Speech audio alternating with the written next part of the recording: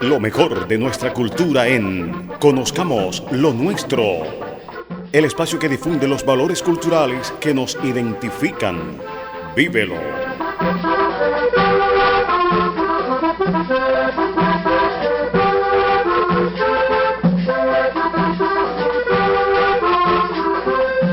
Yo soy indio de los puros del Sinú. Yo soy indio, chato, cholo y chiquitín. Esta tierra es mi tierra, este el cielo es mi cielo.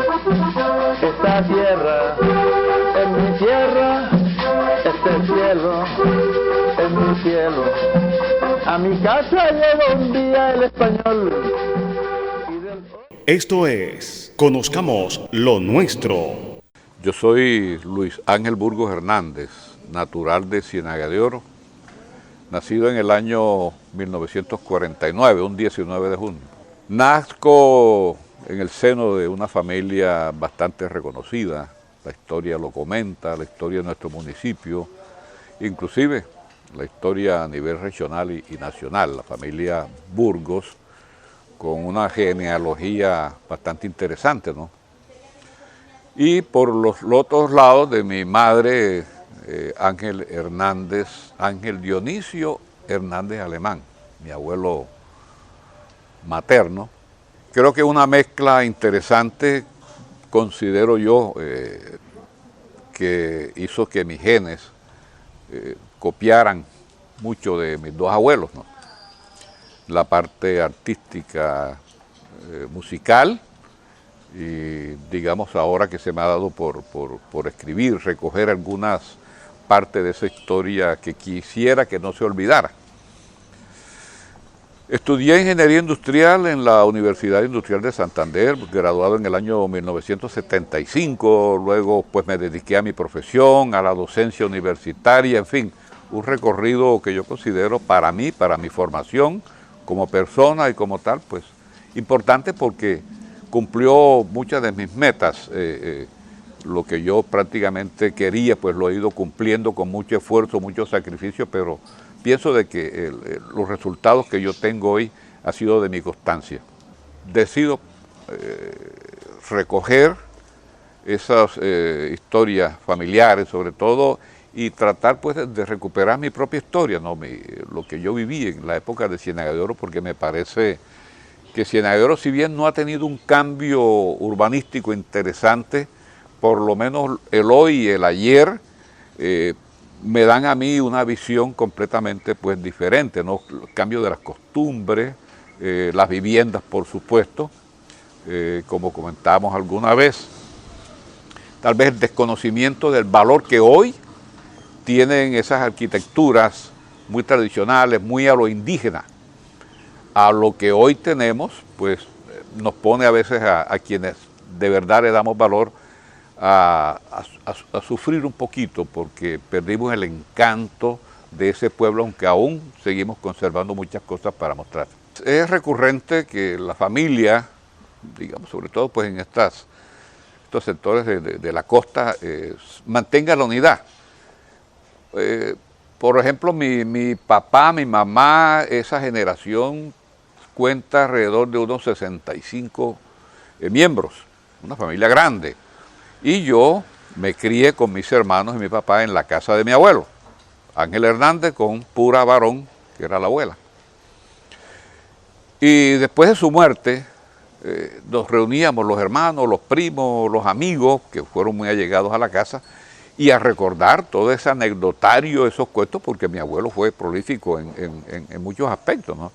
Sobre todo en su trato con los clientes, pacientes que le llegaban, porque fue boticario, farmacéuta, un hombre extraordinario, músico, y le colocó apodo a medio Ciénaga de Oro, pero eran unos apodos que justamente uno lo veía y daban con el perfil de la persona, físico, de cualquier cosa que uno viera.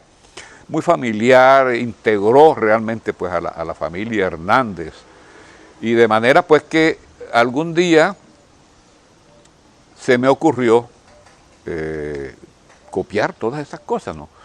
No las perdamos de vista, vamos a copiar. Entonces yo me duré 3 años ideando a ver qué era lo que yo realmente quería.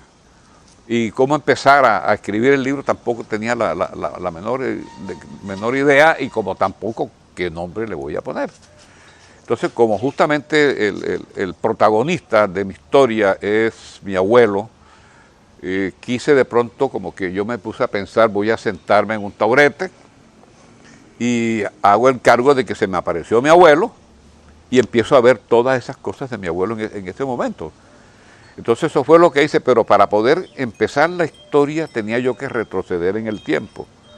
Y haciendo memoria, yo le doy gracias a Dios tener una buena memoria, a pesar de mis 71 años que tengo, recuerdo todos esos pasajes. Entonces me fui al año 53, cuando nos desplazamos a Bogotá, y empiezo a contar mis cosas. Nos fuimos a Bogotá con mi papá, que lo habían nombrado director de una agencia de la Caja Agraria. Luego nos regresamos nuevamente. Ese cuento pues ahí lo he hecho. Pero digamos, antes de entrar a hablar de mi abuelo, yo quise hablar cómo era Ciénaga de Oro, o sea, lo que yo recordaba de Ciénaga de Oro en ese momento, los años 50, cómo era la gente, cómo era el pueblo, cómo nos orientábamos. De manera pues que empiezo diciendo que este pueblito tan hermoso, entre cerros, indígena en su momento, fue capital de la provincia de Nieto, lo dice la historia, tenía unas maneras de orientar a la gente, 2 puntos importantes, la vuelta arriba y la vuelta abajo. La vuelta arriba, que es caño arriba, y la vuelta abajo, caño abajo. Dice la historia que unos jesuitas llegaron a Ciénaga de Oro y establecieron 2 cruces, la cruz de la vuelta arriba y la cruz de la vuelta abajo. Entonces, de cruz a cruz, esa, digamos, era una forma de nosotros. ¿Dónde vives? No, tienes que caminar de cruz a cruz. Entonces, habían, digamos, ciertos casas, personajes que habitaban en un sector y el otro, y uno siempre decía, coge de aquí hacia allá, vas para donde la niña Placidia, por ejemplo. La niña Placidia, una señora, una dama, digamos, muy entregada al servicio, a la comunidad, muy amiga del clero, de las monjas, y le decían el Vaticano, a su casa le decían el Vaticano, porque cuanto sacerdote llegaba aquí, pues se bajaba y se hospedaba allí en su casa.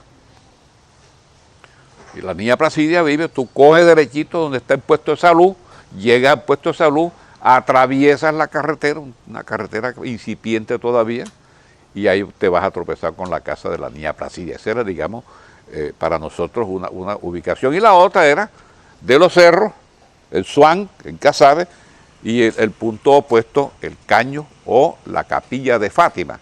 Entonces, así se orientaba Ciénaga de Oro.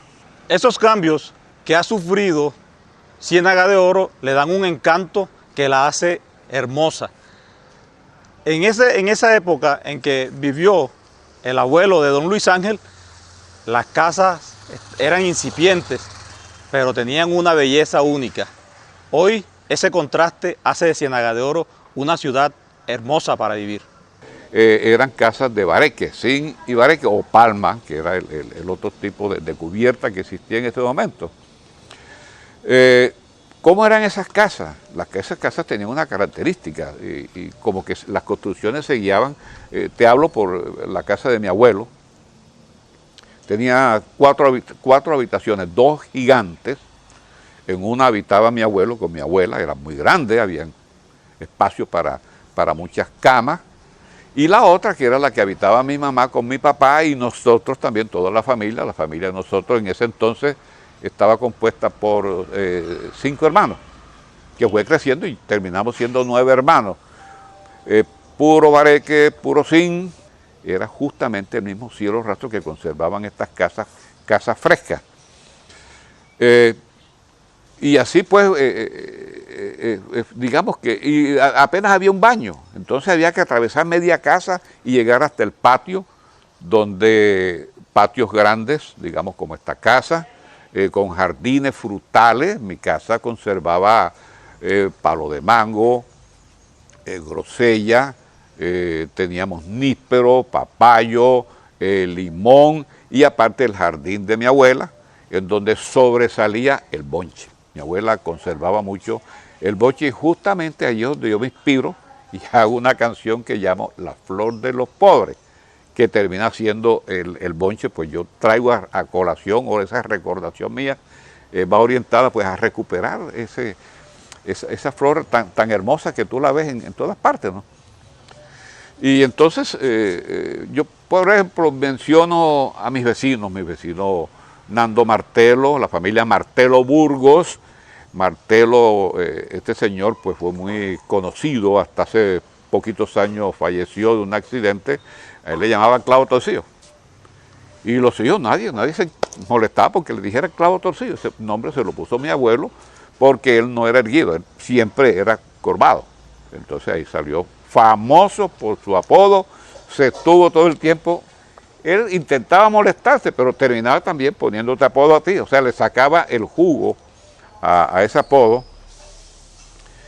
Y yo recuerdo que una vez, eso sí lo viví, yo estaba ahí cerca de su casa o colindante, no, una habitación de esa casa, porque esa era una casa esquinera grande, le alquilaron a Isidro Sáez, era el sastre, de los dos sastres que había, porque estaba el señor Pretel también, que era sastre, habían dos sastres aquí, estaban sentados ahí, yo estaba muy pelado, y pasó alguien muy encorvado, bastante encorvado, o sea, prácticamente la vista de él pegaba era al piso.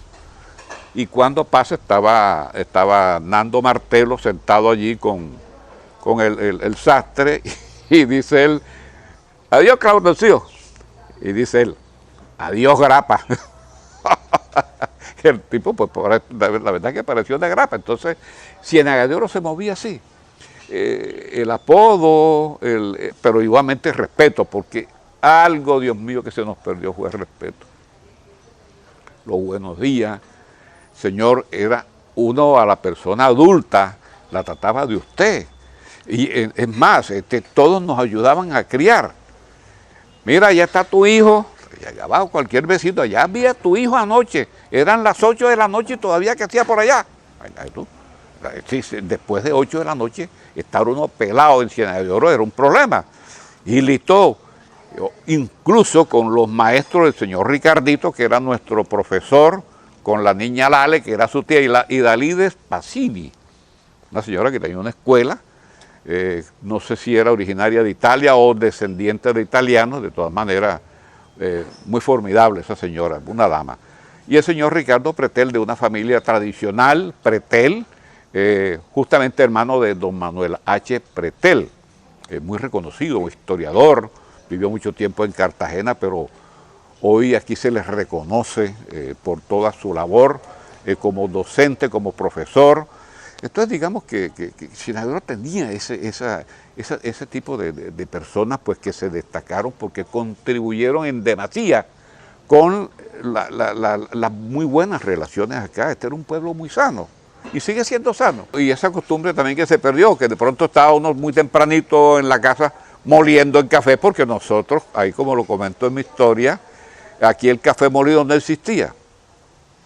En esa época, a ti te vendían el grano de café, entonces venía el proceso a tostarlo. Había un caldero especial donde se tostaba y era uno el que hacía la labor de tostar el café, hasta cuando ya yo decía a la abuela, ya está listo, ya está quemado.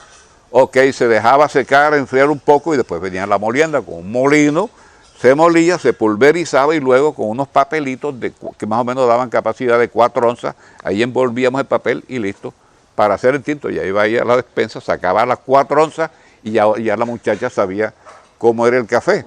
Y en ese entonces de pronto llegaba, por ejemplo, para mencionarte a alguien, Mercedes Caparrós, una vecina, hermano de Eladio. Niña Marta, a mi mamá o a mi abuela, la que consiguiera, le manda a decir mi mamá que si tiene 2 cucharadas de azúcar para endulzar el tinto porque se nos acabó. Cuando abran a don Martelo, nosotros se la regresamos. Y mire, eso era. Mire que si usted tiene y me regala unos 3 ahí, es que le voy a hacer un caldito acá a mi papá. Así se movía Ciénaga de Oro. Y están aquí en este librito Un día con mi abuelo, ahí hay un recuento interesante que digamos, para efectos de quien quiera conocer la historia. Claro, mi enfoque, hago la salvedad porque cualquiera lee y dice, pero es que aquí faltó Luis Ángel, que tú anotaras. No, es que es mi recuerdo el que yo tengo plasmado aquí. Y lo hice de una manera tan descrita, con un lenguaje coloquial, es decir, para que lea inclusive con terminología y palabrería que cualquiera diría que son vulgaridades, pero no, es que ese era el momento y había que hacerlo así, ¿no? Para que quienes lo lean de esa época mía, pues empiecen a recordar estos episodios. Bueno, este libro lo tengo a disposición a la venta, me pueden llamar al 301-456-6098. Me dicen dónde y yo se lo envío con mucho gusto, el flete, pues lo que cueste. El libro es muy económico, el libro vale 25,000 pesos. A mí no me interesa realmente, pues, sino que llegue a las manos. No, a esto no se le saca mayor cosa. Yo lo que quiero recuperar de pronto es la inversión, y recuperé, que es lo más importante para mí, que es, digamos, lo intangible. Recuperé mi pueblo como yo lo viví hasta el año 75, cuando muere mi abuelo. Bueno, el Teatro Adelma era de propiedad de unos vecinos nuestros. Edo Arusta, de la familia Usta, libaneses que llegaron a Ciénaga de Oro, una familia muy numerosa. Aquí no sé realmente cuántos miembros tiene, pero yo diría, como dicen otros, pueden elegir un concejal si se mantienen unidos. Edo Arusta y Rafael Castellano, a quien mi abuelo llamaba Perrito Mocho. Perrito Mocho porque él era bajito, y tú has visto un perrito cuando camina, va con la colita así. Así exactamente caminaba Rafael Castellano, tampoco se molestaba. Y ahí conservaron él le tenía un nombre, un apodo también a Edo Arusta, porque Edo Arusta era una persona, digamos, introvertida, en exceso, seria, de poco saludar, de pocos amigos, pero buena gente. No recuerdo el apodo. El teatro quedaba vecino a nosotros, a nuestra casa, y alguna vez se cayó la pared. Se cayó la pared y aprovecharon para hacer un telón en material de fondo, como eran los telones antes, y agua, para proveerle el agua para hacer las mezclas. En mi casa había una bomba, como existía en muchas partes, que extraía del subsuelo a unos 2 metros más o menos, porque esto se llamaba Ciénaga de Oro, esto era cenagoso. Entonces el nivel freático en las casas, y aún sigue siéndolo, tú vas a 1 metro y encuentras agua. Por ejemplo, en el barrio Cartagenita, donde yo hice una casa, a 1 metro y hay agua. Entonces de ahí se sacó toda el agua, y gracias a ello, los propietarios Rafael Castellano y Edo Arusta nos dieron la entrada gratis. Mi abuelo pues iba con alguna frecuencia a cine. ¿Qué pasa? Que el telón sobresalía de la pared divisoria, y mi casa, siempre elevada a unos 50 centímetros del piso, tenía 4 ventanales. Aquí hay una ventana de esa casa que Nardis, mi primo hermano, recuperó, la trajo y la tiene instalada allí. Yo tengo las otras 3, las tengo en la casa, pero no las tengo hacia el exterior, sino hacia el interior, porque quise hacer un rincón, ¿ok? Y la gente se encaramaba. O sea, la gente que no tenía cómo entrar, se hacía, a los más altos se hacía en el corredor, y los otros se subían a la ventana. Como formaban un tropel, en ese entonces mi abuela dormía en esa habitación que colindaba con el Teatro Adelma. A ella solamente se le ocurría abrir las ventanas, sacar un garabato, porque había un garabato, y levantar garabatazo. ¡Carajo, muchachos de mierda! ¡Vaya a su casa a molestar! Era ella. O tenía la vacinilla llena de orín, y con las mismas enjuagaba a todo el mundo. Entonces, digamos que esa era en época. Haga hoy eso, y va a tener un problema con la fiscalía y con los jueces y con todo el mundo, y las demandas y las tutelas y lo otro. Pero eso se sabía, y la gente sabía. Mira, ya la niña pura, no te pongas. Y las mamás le decían a los pelados, cuidado, te vas por de Pura Varón a ver las películas. Eso eran esas cosas. Entonces pasaba uno delicioso. Incluso uno se sentaba en el corredor con su mecedora Y desde allí veía las películas. Y si queríamos ver más, nos subíamos al techo de la casa y ahí sí veíamos inclusive a los espectadores. Luneta y galería, que era la división que tenía el teatro. Galería era donde decía uno, iba la gente, los que pagaban menos. Y Luneta era un sitio más especial y valía un poquito más. El colegio donde nosotros estudiamos era una escuela. Una escuela, digamos que los profesores de ese entonces y las profesoras eran unas maestras que fueron acumulando enseñanzas, no estudiaron, tal vez hicieron algunas primarias, algunas cosas, pero fueron dedicadas, o sea, personas, unos apóstoles que se dedicaron a enseñar, a transmitir conocimiento. Por recordar, digamos, nombres que siempre permanecen allí, que la gente cuando quiere referirse a la educación de ese entonces, pues hay que mencionarlo, obviamente no pueden desaparecer. Y eso fue lo que yo he hecho, es lo que hice yo aquí, recordar las escuelas y los colegios que existían acá, el Santa Teresita, que todavía está, la niña Enis Lucía de León también tenía una escuela, en fin, Doña Concha, y el señor Ricardito, que quedaba a la vuelta de la casa, era de la familia Pretel, como te había dicho, Pretel Mendoza. Era soberbio, ¿no? De nada pues se le subía como dice uno, la sangre y se ponía colorado. Y cualquier detallito le daba rabia. Entonces tenía una colección de palos, no menos de 1 metro, de matarratón, de guayacán. O sea, ahí los escogía, se los llevaba, inclusive yo recuerdo un peladito, le dijo, señor Ricardito, mire, aquí le traigo este de guayacán para que nos pegue, este pega duro. Nunca se me olvida, y creo que fue el primero que lo estrenó. El castigo a los que éramos sometidos nosotros variaba, ¿no? De acuerdo con la pena, de acuerdo con como el profesor Ricardito Pretel decía que era grave o era leve o no. Entonces tenía una colección, repito, de bolillos, más o menos de 1 metro, duro, que le daban a uno en las piernas o te daban en la cabeza muchas veces. Yo recuerdo que su mamá Virginia y la niña Lade, las primeras que saltaban, Ricardito, pero lo vas a matar. Entonces ella siempre estaba pendiente porque él de pronto era demasiado en ese momento difícil, ¿no? Se tornaba difícil, o sea, perdía realmente la noción de las cosas. Otro castigo, por ejemplo, él tenía el cabeza y cola, entonces hoy tenía geografía, y éramos 4 estudiantes que estábamos en 4 de primaria. Entonces toca geografía hoy. Entonces ya venía una cola, quién estaba de primero, quién de tercero. Y preguntaba, bueno, vamos a ver cuál es la capital de Quibdó. Tú. No sé. ¿Y tú? Tampoco. ¿Y tú? Tampoco. ¿Y tú? Chocó, pasa la cabeza. Los que no dieron tienen un castigo. ¿Cuál era el castigo ese leve? El castigo leve, había una silla como esta, una silleta, que no tenía fondo. Entonces, allá se iba 5 minutos y de pronto él como que terminaba recordando el uno cuál era la respuesta. Lo metía uno, le quedaban las nalgas hacia abajo, quedaba uno con la cabeza y las piernas hacia arriba su buen rato. La niña Lale, su tía, pasaba por ahí porque ella tenía su puesto de enseñanza en una mecedora también, y todos los niñitos de ese entonces, ella enseñaba las primeras letras y el abecedario. Y de ahí pasaba, obviamente, ya a un grado superior que era el del sobrino. Entonces ahí permanecía uno.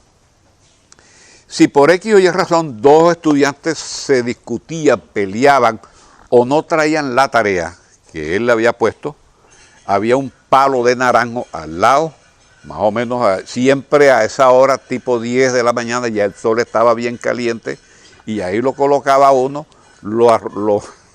cogía uno el palo de naranjo, que siempre es hormiguero, y ahí la hormiguita te picaba. Entonces ese era otro castigo, y cuando ya tú empezabas a chillar, te sacudas. Y el otro castigo, el temeroso, que a nadie le gustaba, era el del cuarto oscuro. Entonces esa casa grandota, con una habitación muy profunda, al final uno se iba por el lado de atrás, ahí había una puerta, ahí lo metían y lo encerraban, pero eso era oscuro. Y de pronto empezaban los ruidos como el fantasma, y uno pelado chiquito, obviamente, se asustaba. Entonces, de esa manera uno como que iba corrigiendo, ¿se me explica? O sea, la sangre, la letra con sangre entra. Entonces, era un corrector que había en ese momento y que naturalmente lo aplicaba el señor Ricardo, que también daba palmadas, tenía una regla, en eso entonces era ponga la mano y te daba 3 reglazos dependiendo la falta que tú cometías. Y el que le esquivaba, volvía y le daba 3 veces. O sea, tenía que dejarte pegar. Digamos que esas eran formas, obviamente hoy naturalmente las cosas cambian y eso no es permitido. El parque que rompió pues con la tradición de tener una plaza arenosa, ese parque lo construyó, si mal no recuerdo, el señor Tolio Pacheco, siendo alcalde por allá de pronto en el año, cuando las fiestas de Corraleja se hacían ahí, yo recuerdo, unas corralejas, los únicos palcos que habían daban al frente de del edificio de la alcaldía, que era otro edificio, ese se quemó, y antes del que se quemó, había otro edificio que fue el originario, que yo pensé que cuando iban a reconstruir este otro, iban a respetar, digamos, lo que es hermoso. Yo lo tengo aquí en una fotografía, en este libro, lo que fue el primer edificio de la alcaldía. Entonces los únicos palcos quedaban allí. Y eran, digamos, no se ve lo que se ve ahora el desorden, porque recordemos que los ganaderos se daban, digamos, la gran vitrina de mostrar su ganado y peleaban inclusive para ser el ganadero de la tarde, no cobraban un centavo.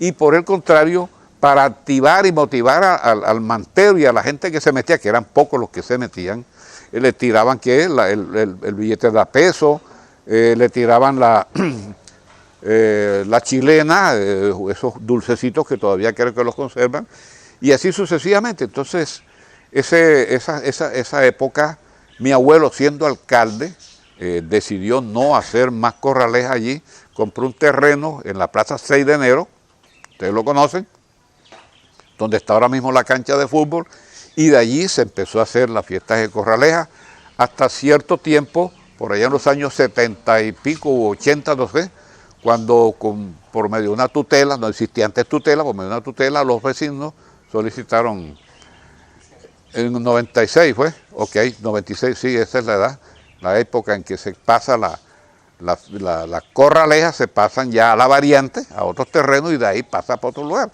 Ha perdido esencia. Yo no voy a Corralejas, yo iba a Corralejas cuando se hacía en el 6 de enero. Eran palcos, digamos, hechos por los palqueros aquí senadores tradicionales, la familia Justa, la familia Sarú, en fin, era que uno conocía y uno se pasaba de uno al otro, era muy familiar. Entonces, las fiestas en la noche, por ejemplo, en las horas de la noche, la familia, o sea, la familia de uno, que le gustaba el fandango, iban a ver los fandangos, a ver bailar. Y la plaza se llenaba de mesas, o sea, los bares que estaban, las cantinas que estaban debajo de los bancos mientras había corridas, se trasladaban en las noches a la plaza. Y eso se convertía en un jolgorio, conjuntos vallenatos, o la misma banda se quedaba allí. Mire, yo vi aquí a Alfredo Gutiérrez, Calixto Ochoa, Alejandro Durán, Enrique Díaz. Con Enrique Díaz, yo recuerdo, yo toco acordeón ahí más o menos, y tuvimos una parranda, él tocaba, yo tocaba. O sea, aquí venían grandes exponentes de la música del acordeón. Alguna vez, este es un pasaje que también yo lo recuento allí, la señora Dolores Pretel, un domingo, sale de misa, llega a la casa, ya está mi abuela, el único día que amanecía prácticamente después de desayuno, sentada con mi abuelo, era ella, para quien venía de misa, porque ella también venía de misa.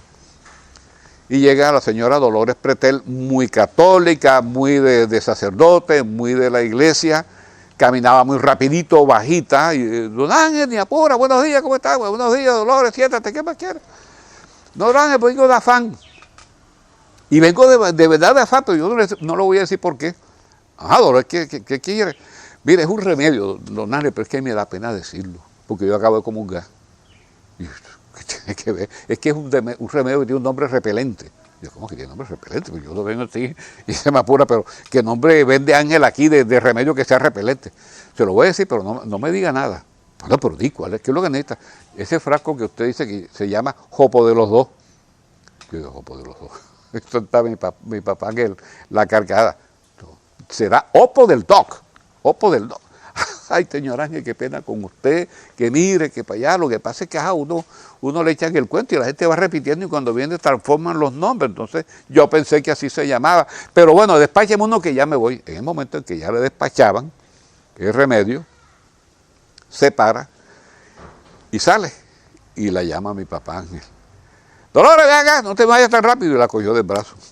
¿Dónde qué pasa? Púrase que estoy de afán. Y dice, este peo nos los tragamos entre los dos. Yo sé que tu afán debe ser que quieres ir al baño, pero me has dejado un peito aquí y no nos los vamos a resistir. Mi abuela pura, yo presencié ese acto.